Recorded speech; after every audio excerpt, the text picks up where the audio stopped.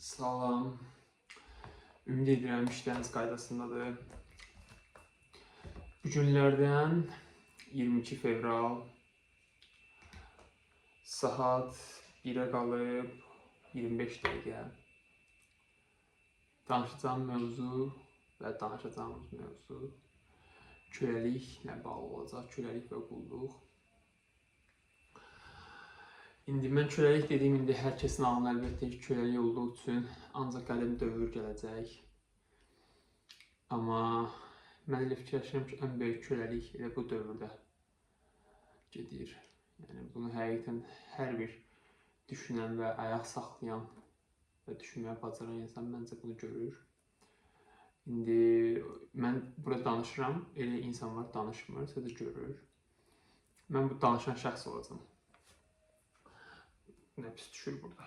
Bunu qıraq ataq. Deməli, köləlik qədim piramidlərdə 4-cü, 6-cı əsrlərdən bəri, mən bildiyim qədərilə Mesopotamiya və Şumerlərdən bəri doğru gəlib və günümüzə çatıb və yaxın 200-300 il bundan qabaq köləlik tam olaraq ləğv olunub. 1860-cı illərdən başlanılıb Amerikada, Avropada, sonra digər ölkələrə yayılmağa başlayıb və buna görə insan hüquqlarını çıxardıblar. İnsan azaddır, insan kölə deyil kimi şüurlarla, düşüncə tərzləri köləliyi artıq ləğv ediblər. Amma bu yalnız kağız üzərindədir. Amma indiki dövrə baxdıqda 65 milyon insandan çox hal-hazırda kölə kimi işləyir. Köləliyə məruz qalır. Kölə kimi işləyir deyərkən yalnız bura az maaşı işləyən insanlar nəzərdə tutulmur. Bura kiçik gəlinlər, kiçik yaşlı gəlinlər, çox az yaşlı işçilər və çox az maaşa baxan insanlar nəzərdə tutulur. Yəni çox cüzi bir maaşlara işləyən insanlar nəzərdə tutulur. İndi hazırda geyindiyimiz belə özünüzü öyünərək geyindiyiniz bir brendin belə böyük ehtimal ki, istehsalı hər hansı bir Asiya ölkəsində, Vyetnamda və Filipinlərdə və yaxud da ki, başqa hər hansı bir Asiya ölkəsində hər hansı bir işçinin bir saatlığı $1, $2 olaraq qiymətləndirildiyi bir yerdə işləyir. Məsələn, tekstil olaraq deyirəm. Biz bunu geyinir, bu brend. Sən bilirsən, mən hansı brenddən geyinirəm. Yəni, öyündüyümüz şeylər bunlardır, amma halbuki elə bilirik ki, köləlik hal-hazırda bitib. Adi ətrafınıza baxsaz belə, ətrafınızdakı insanlara baxsaz belə, yəni köləliyin bitmədiyini görə bilərsiniz. Ətrafınızdakı cəmiyyətə olsun, dünyaya bir baxsaz belə, dünyaya göz açsaz belə, ən azı bir-iki xəbəri görsəz belə, yəni bilərsiniz ki, köləlik həqiqətən də bitməyib. Köləlik deyərkən biz əlbəttə ki, birinci növbədə deyirik, köləlik sırası işlə ölçülür, amma sizə deyim ki, Misir piramidasını dikən, Misir piramidasını inşa edən kölələr indiki dövr, müasir dövrdəki bir çox insanlardan hətta yaxşı yaşayıblar, bunu deyə bilərəm. Köləliyin növləri ayrılır. Köləlik var ki, keçmiş dövrdə hər hansı bir sahibə məxsus olur, onun ailəsi doğub törəməyə demək olar çox çətin olur. Doğub törəsə belə kölə hər hansı bir şeyə sahib deyildi. Və qədim Yunan Romada isə kölələrin xüsusi bir adı var idi. Bu ad danışan alət adı ilə səsləndirilib. Danışan alət həqiqətən çox maraqlı bir düşüncə tərzidir. Yəni danışan alət nə vaxt istifadə olunur, götürülür. Amma danışmağı da bacarır. Bizim də alətlərimiz var, istifadə elədiyimiz. Nə vaxt ki, bizə lazım olur, biz ona müraciət edirik. Amma danışır. Böyle daha fərqli bir düşüncə tərzi və fərqli bir ideologiyadır. Yəni bu başqa bir leveldir. Və indiki dövrümüzdə həqiqətən də mənə elə gəlir ki, 20-ci əsrdə olduğumuza baxmayaraq, köləlik əvvəlki əsrlərdən daha da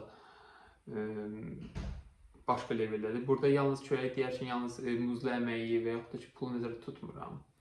Köləlik yalnızca pulda və yaxud da ki, digər sizə baxdıqda xarici görkəminizdə olan, üstünüzdə olan məhsullara və yaxud da ki, verdiyiniz, pulun verib aldığınız bir şeyə aid deyil. Halbuki onun özü də belə bir köləlik. Mən özüm də kölə olmuşam. Hər hansı bir, heç bir bacarım olmadığım üçün müəyyən qədər bacarıq edinmək lazım olduğu üçün gedib ofisiant köməkçisi işləmişəm, gedib ofisiant da işləmişəm, sonra başqa yerlərdə də işləmişəm.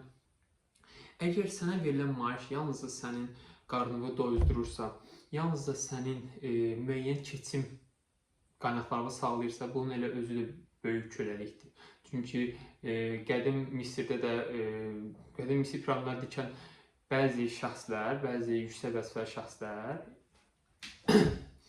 onlar dövlət tərəfindən çox yaxşı nəqliyyata, dövlət tərəfindən çox yaxşı yeməklərə və dövlət tərəfindən çox yaxşı sığınacaqlara verilib. Yəni onlara təmin olunub, sığınacaqlarla təmin olunub. Deyə bilərsən ki, amma oturub fikirləşsən, okey, mən də işləyirəm hardasa, mən də maaş alıram, mənim də evim var, mən də yemək yeyirəm. Dərindən fikirləşsən, heç bir səndən onun heç bir fərqi yoxdur. Sən daha biraz müasir dünyada yaşayırsan, müasir. O isə biraz daha keçmiş zamanda yaşayıb. Yəni aşağı yuxarı eynidir. Amma indiki dövrdə danışanda deyirlər, o vaxt köləlik olub, bu vaxt belə olub. Amma düşünsən, mən şəxsən elə düşünürəm. Düzdür, mən demirəm ki, mənim savadım 1-ə 1000-dir, hər şeyi bilirəm və yaxud tarixi çox yaxşı bilirəm. Yox, amma araşdırım və gördüyüm qədərilə və oxuduğum qədərilə bu belə olur. Və belə olaraq da davam edəcək. Əgər bizim və yaxud da sizin və yaxud da mənim hər hansı bir insanlardan fərqləndirəcək bir bazarlığım yoxdursa, kimsə üçün işləyirsənsə, bu onun özü elə bir köləlikdir. Yəni mən insanlar tanıyıram, insanların arzuları var.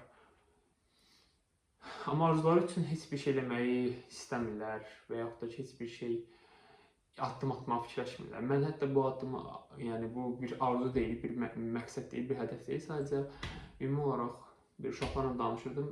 Uşaqlarla danışdığım vaxtda deyirlər, Rasim, bəs belə maraqlı söhbət edirdik. Mən o addım açıb nəyən kanalı, niyə də olmasın ki? Yəni ən azından pis bir şey təbliğ eləmirəm burada və yaxud da biz bir mövzular haqqında danışmıram. İzləyən izləyəcək, izləməyəcək onsuz da izləməyəcək. Və həqiqətən də məni izləyən izləyicilər var. Nəinki Azərbaycandan, başqa ölkələrdən var. Onlar özü də bir motivasiyadır mənim üçün. Həqiqətən çox insana yaxşı təsir edir. Ən azından bir insanın həyatına belə toxuna bilirsənsə, onun özü çox gözəl bir şeydir. Mən bunu deyə bilərəm. İndi biraz mövzudan uzaqlaşdım. İndi qayıdaq bu köləlik mövzusuna və biz köləliyi yalnızca hər hansı bir hardasa işləməkdə nəzərdə tuturduq. Orada qalmışdım. Yəni, nə qədər ki, bazarlığın yoxdur, nə qədər ki, hər hansı bir şeyə sahib deyilsən, hər hansı bir şeyə sahib olmaq, bu maddi bir şeyə sahib olmaqdan nəzərdə tutulmur. Bu sənin biliyin ola bilər, bu sənin dünya görüşün ola bilər, bu sənin təxəyyülün ola bilər, bu sənin dil qabiliyyətin ola bilər, dil bacarığın ola bilər. Yəni, hər hansı bir şeyə sahib olmalısan ki, o səndə olan şeyi kiməsə satmağı bacara biləsən. Əgər heç bir şeyə sahib deyilsənsə, onda həqiqətən də əsikçi olursan və o kapitalist sistemin ən böyük əzintilərindən və qırıntılarından biri olursa. Çünki öz nə düşüncən var, nə ideologiyam var, nə fikrim var, nə müəyyən bir bacarığım var, nə savadım var. Savad deyərkən burada yəni o demək deyil ki, sən aristokrat olmalısan, yox. Ən azından kiçik bir savadla belə özünüzə bir işlər görüb və ya kimsə üçün işləyib bir müəyyən bir gəlir əldə eləmək olur. Əlbəttə ki, bu o demək deyil ki, yəni işləyən var, işləyən var. Yəni əlbəttə ki, bir yerdə insan var, işləyir restoranda, mən də hazır işləmişəm, bunu küçümsəmirəm, heç vaxt küçümsəməyəcəm də. Gəldiyim yerdə heç vaxt unutmuram. Hazırda gəldiyimi unutmuram dediyimə baxmayın, elə bilərsiniz ki, mən hazırda bir şirkət müdürü falanam, yox, hazırda işləyirəm, o heç. Bir var ki, sən hər hansı bir restoranda ofisiant kimi işləyəsən. Bir var ki, sən hər hansı bir böyük bir şirkətdə, NASA kimi bir böyük şirkətdə mühəndis kimi işləyərsən. Əlbəttə ki, sizin ikiniz də işçisiniz, amma sizin aldığınız qonorar, sizin aldığınız dəyər, sizin aldığınız maaş, sizin aldığınız həyat tamam fərqlidir. Belə baxanda mən deyəcəm, mənim bəlkə qınayam olacaq ki, ikiniz də kölə sayılırsınız. Çünki günün axırında sən də saatıb satırsan, o da saatıb satır. Sən də əməyi satırsan, o da əməyi satır. Yəni, ən böyük dəyərlərdən bir mənim vaxtdır. Mən bir dəfə bunun söhbətini eləmişdim. Neçə bir il bundan qabaq mən oteldə barmen işləyirdim. Barmen işləyərkən bizim otelə bəzən hamı bildiyi kimi həyat qadınları gəlir. Həyat qadınları gəldiyi üçün biz uşaq mənim yanımdakı iş yoldaşım qayıtdı ki, ona bax bizdən yaxşı yaşayır. Mən dedim ki, hə bizdən yaxşı yaşayır. Belə interest mənə baxdı. Çünki onun əxlaqı və yaxud da ki, müəyyən identifikasiyasına uyğun olan bir sərhədinə girdim. Dedim ki, bax, sən işləyirsən, bir dəqiqə mən də buradayam. Gec saat 12-dir, 11-dir. Mən səndən bərabər işləyirəm. Mən uşağın danışım söhbət edirəm sizə. O da işləyir. O da vaxtını verir, mən də vaxtımı verirəm. O da müəyyən qədər sağlamlığından keçir, mən də sağlamlığından keçirəm. O da xoşlamadığı müştərilərlə işləyir, mən də müştərilərlə işləyirəm. Həyatda ən dəyərli şey nədir bizim üçün? Bizim üçün deyərkən mən şəxsən özüm üçün vaxtdır. Sən öz vaxtını başqasının xəyalları üçün, başqasının hədəfləri üçün çalışırsan, nə də özünə bir 5-10 manat pul yeyəcəksən ki, hava nəfəs ala biləsən deyə. O da eyni şəkildə. Amma onun fərqi var, o səndən daha çox pul qazanır, çox vaxt. Və bu sistemi Avropada və olduğum ölkədə, Hollandiyada gördüm. Yəni onlar qanuni işçi kimi sayılır və hətta vergi verirlər. Halbuki yəni həyat qadınları ən qədim iş növlərindən biri sayılır. Yəni mən demirəm ki, mən bu fikrimi çox adam bəlkə yanlış anlayacaq və ya da yanlış anlaşılacaq, amma bu demək deyil ki, eyni səviyyəyə qoyursan, ay belə, ay elə. Uşaq da mənə eyni reaksiya verdi. Mən dedim ki, özünü sadəcə bir insan kimi düşün. Heç bir dini, irsi, mentalitet düşünməyən insan kimi düşün və qıraqdan mövzuya baxmağı bacar. İdentifikasiya olunmuş bir insan kimi deyil, bir sadəcə yeni doğmuş bir insan kimi özünü düşün və bax mövzuya. Heç bir fərqin olduğunu görməyəcəksən. İkiniz eyni işi görürsünüz. Yəni bir qıraqdan baxmağı bacar. O demək deyil, mən kiməsə təhqir edirəm. Yox, mən özüm də işləmişəm, mən özüm də işləyəcəm. Bu kimsə təhqir deyil. Əgər bunu sən təhqir kimi başlayırsa, bu sənin öz problemindir, mənim problemim deyil. Mən öz fikirlərimi söyləyirəm. Və yaxud da o demək deyil ki, mən kiməsə hər hansı bir pis gözlə baxıram. Xeyr. Mənim valideynim də var, valideynlərim işləyir. Mənim tanışlarım, dostlarım da var. Bu o demək deyil. Amma mövzuya tam olaraq qıraqdan baxanda tamam fərqlidir.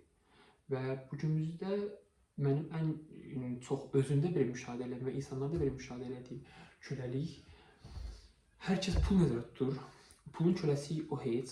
Həqiqətən pula görə nələr eləyirik? Çox əxlaqsız olsun, çox digər növlü yalanlar olsun, xüsusiyyətlər olsun, yəni dəyişik bir şeylər eləyirik. Təhsil sistemində olsun, səhiyyə sistemində olsun, yəni həqiqətən çox fərqli bir levellərə keçirik, insanlıq olaraq, dünya olaraq. Və pula qaldıqda isə hamısını biz pula bağlayırıq, amma köləlik yalnız da pulla ibarət deyil. Biz, hətta mən belə müşahidə edildiyim qədərilə, özümdən müşahidə edildiyim qədərilə, yalnız da pulun köləsi olmuruq. Düşüncələrimizin, sözlərimizin,